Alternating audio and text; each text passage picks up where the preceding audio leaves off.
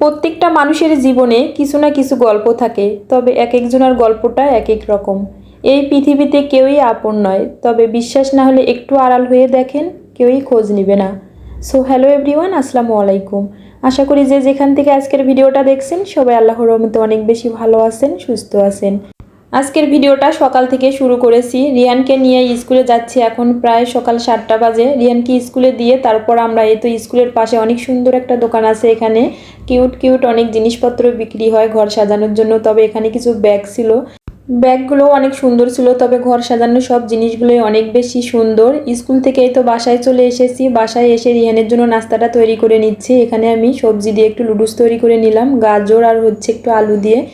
প্রায় সময় রিহান এই লুডুসটা খেতে পছন্দ করে, তবে অন্যান্য সময় আমি ডিম দিয়ে লুডুসটা তৈরি করে থাকি। এখন হচ্ছে আমি কিছু রুটি তৈরি করে নর্মাল ফ্রিজে রেখে দেবো ফ্রোজেন করে। একটা মেয়ের বিয়ের পরে সংসারের প্রতি কত দায়িত্ব বেড়ে যায়, তাই না? সকালে বাচ্চাকে স্কুলে নিয়ে যাওয়া থেকে শুরু করে সংসারের অন্যান্য কাজগুলো গুছিয়ে করতে হয়, তাছাড়া তো আরও অন্যান্য অনেক কাজ আছে। সব কিছু মিলে একটা মেয়েকে অনেক দায়িত্ব পালন করতে হয়। এই তো আমি রুটিগুলো ফ্রোজেন করে রেখে দিলাম, তারপর একটু রং চা বানিয়ে নিচ্ছি। রিয়ানেরও ঠান্ডা লেগেছে, আমারও একটু ঠান্ডা লেগেছে, একটু লেবু দিয়ে একটু রং চা বানিয়ে নিচ্ছি। বরাবরই আমার রং চাটা অনেক বেশি পছন্দ, প্রায় ভিডিওতে আমি এটা বলে থাকি। তবে রং চাটা দেখতেও কিন্তু মাশাআল্লাহ অনেক বেশি সুন্দর হয়েছে, খেতেও অনেক মজা হয়েছিল। এদিকে রিয়ানকে নাস্তা দিয়ে এসে আমি কিছু রান্নাঘরের কাজ গুছিয়ে নিচ্ছি। রাতে কিছু বাজার নিয়ে এসেছিল, শুকনো বাজার, সেগুলো এখন গুছিয়ে বক্সে রেখে দিব। রান্না শুরু করার আগে যদি আমি এই কাজগুলো গুছিয়ে রেখে দিই তাহলে অনেকটাই বেশি সুবিধা হয়। তাছাড়া রান্না শুরু করার পর যদি এই কাজগুলো আমি গুছিয়ে রাখি তখন অনেক বেশি বিরক্ত মনে হয়। এই তো সুজি শেষ হয়ে গিয়েছিল, সুজির জারে সুজিটা রিফিল করে নিচ্ছি। বাসায় সব সময় সুজিটা নিয়ে আসা হয়, কেননা ডিম দিয়ে সুজি দিয়ে এই পিঠাটা তৈরি করলে সুজির পিঠা খেতে বেশ মজা লাগে। তাছাড়া দুধ দিয়েও সুজিটা রান্না করলে অনেক ভালো লাগে খেতে। সব কাজ গুছিয়ে নেওয়ার পর রান্নাঘরটা ক্লিন করে নিলাম। এখন হচ্ছে আমি এখন রান্না বসিয়ে দেবো। এখানে আমি কিছু বট সিদ্ধ করে, মানে সব মশলা দিয়ে সিদ্ধ করে ডিপ ফ্রিজে রেখে দেবো বক্স করে। গাইবান্ধা থেকে আসার সময় মা কিছু এই বট দিয়েছিলেন, মানে গরুর ভুঁড়ি দিয়েছিলেন।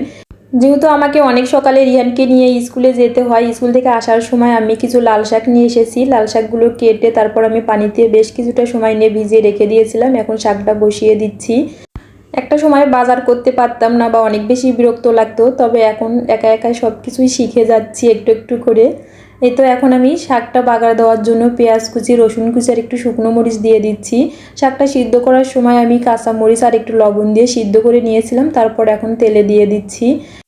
আমার প্রিয় অনেক আপুরাই আমাকে কমেন্ট করেন বা ইনবক্স করেন যে কেন আমি রেগুলার ব্লগ ভিডিওগুলো শেয়ার করি না। আমার ভিডিওগুলো নাকি আপুদের অনেক বেশি ভালো লাগে, তবে আমি চেষ্টা করি রেগুলার ভিডিও শেয়ার করতে। অনেক বেশি ঝামেলা এবং ব্যস্ততার কারণে আমি ভিডিওগুলো শেয়ার করতে পারি না। যেহেতু আমাকে একা হাতেই সব কিছু করতে হয়, ভিডিও করতে হয়, এডিটিং, ভয়েস ওভার সব কিছু। তাছাড়া রিহানকে স্কুলে নিয়ে যাওয়া থেকে শুরু করে সংসারের অন্যান্য কাজগুলো আমার একা হাতেই করতে হয়, এজন্য আমার অনেক বেশি কষ্ট হয়ে যায়। এজন্য রেগুলার ভিডিও শেয়ার করতে পারি না, তবে এখন চেষ্টা করব রেগুলার ভিডিও শেয়ার করার জন্য। এই তো গল্প করতে করতে আমার রান্না প্রায় শেষের দিকে। এখন আমি লাউ দিয়ে চিংড়ি মাছ দিয়ে রান্না করব। মশলাটা কষিয়ে নিয়ে তারপর চিংড়ি মাছটা একটু কষিয়ে নিলাম, তারপর চিংড়ি মাছটা উঠিয়ে নিয়ে এখন আমি লাউ আর আলু দিয়ে দিচ্ছি। এই তো আমার লাউ রান্না কমপ্লিট। রান্না শেষে আমি পুরো রান্নাঘরটা এভাবে ডিপ ক্লিন করে নেই। তাহলে আজকে এ পর্যন্ত, নেক্সট আরেকটা সুন্দর ব্লগে আবার আপনাদের সঙ্গে দেখা হয়ে যাবে। সে পর্যন্ত সবাই ভালো থাকবেন, সুস্থ থাকবেন। আপনাদের সবার প্রতি শ্রদ্ধা এবং ভালোবাসা রইল। আল্লাহ হাফেজ, আসসালামু আলাইকুম।